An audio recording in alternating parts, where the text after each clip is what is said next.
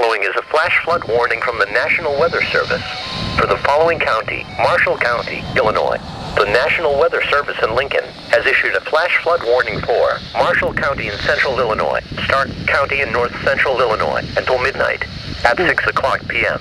National Weather Service Doppler radar indicated slow-moving thunderstorms with very heavy rainfall across the warned area. Doppler radar estimates show 1 to 2 inches of rain has fallen in northern Stark County in the past hour. Runoff from this excessive rainfall will cause flash flooding to occur. Some locations that will experience flooding include Lakin, Bradford, Camp Grove, Castleton, Elmira, Henry, Lafayette, Osceola, Sparland, Toluca, Dulon, Varna, Winona, West Jersey, and Wyoming. Flooding is occurring or is imminent.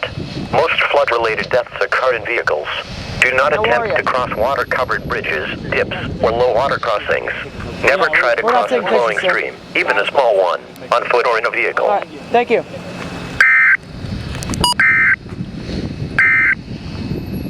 The following